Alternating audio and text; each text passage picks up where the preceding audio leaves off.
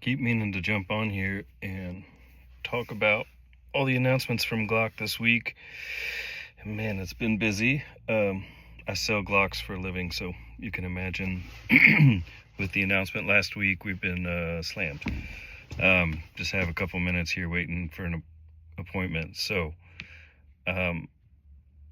my thoughts. I really don't understand what's going on with Glock. Every year they come out with new releases. Every few years they come out with new generations. And then all of a sudden last week they're going to say we're going to discontinue everything and we're just going to replace all of our models, not with a new generation, with a new version, a V model, full lineup except for the slim lines. And I've seen a bunch of videos about this. I've seen like the legal breakdown. There's lawsuits pending and they're just trying to get ahead of everything and blah, blah, blah, blah, blah. And that's all cool. What no one seems to be talking about is why now. So you could say, yeah, well, this is a change that you need to make. I've even talked with my ATF agent. He seems to think that switches are becoming more of a problem with Glocks, that they're getting recovered at more and more crime scenes. So setting that to the side, it still doesn't make sense that they wouldn't just do a slow rollout, like make a Gen 6 model and do it like they've done in the past, where they start with a Model 17 and a Model 19, but you can still buy the old ones if that's what you want. And the whole thing to me is like part of Glock's reputation is built on having a 45-year history of bulletproof reliability, just always works, always goes bang when you need it to. And it's all been the same basic design, even back to the Gen 1s, but now we're going to just start with a whole new platform. And no one actually knows how much is going to change on the inside. Maybe it's not that big of a deal. Maybe it's the same basic gun.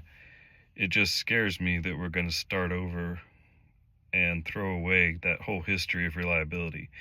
Hopefully, it's a great design. Hopefully, there's no problems at all. But you still are going to need time for it to be tested and proven in the real world. And as of right now, there are no V models available, so that process hasn't even started. All that to say, my opinion, if you are interested in buying a Glock and haven't gotten into the market, you might want to do that in the next month. My distributors are completely out of all new inventory. Prices on Gunbroker up significantly. If you shop well, you can still find good deals, but just the same listing from one week to the next, you're probably up $100 or $200 per gun.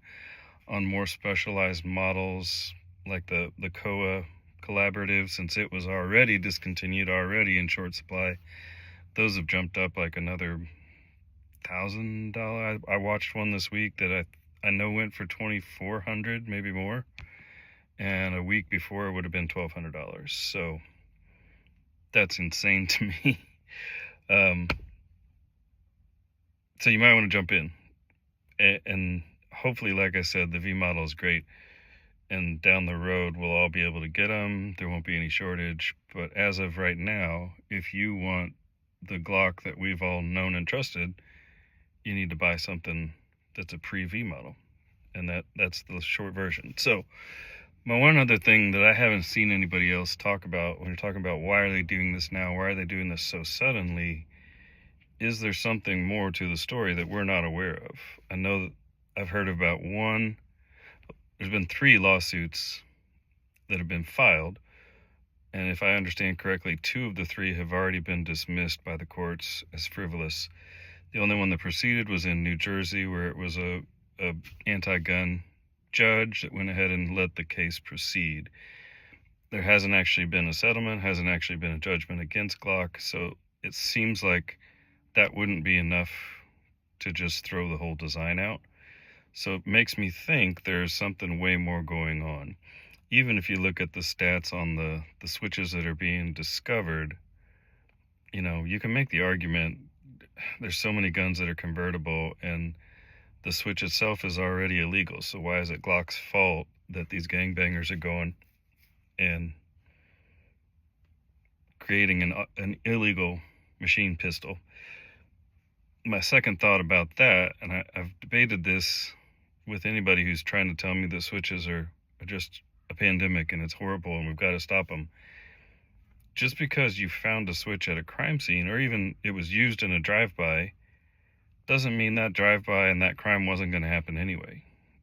If you want to look at a great example of that, you hear stories in England where they've completely banned civilian ownership of weapons. Now they're having to go and try to confiscate knives. So you can't have guns. Great. The criminals are still going to do crime. They're going to find a way to do it. So you want to ban all pistols in America, whether they're fully automatic or semi-automatic or single-shot revolvers, doesn't matter. They're going to start using bombs. Like that, we're not helping anybody.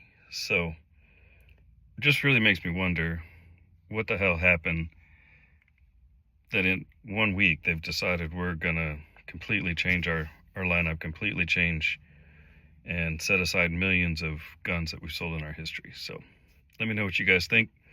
Shoot me a comment, shoot me a message, like and subscribe if you're into that thing. Thanks.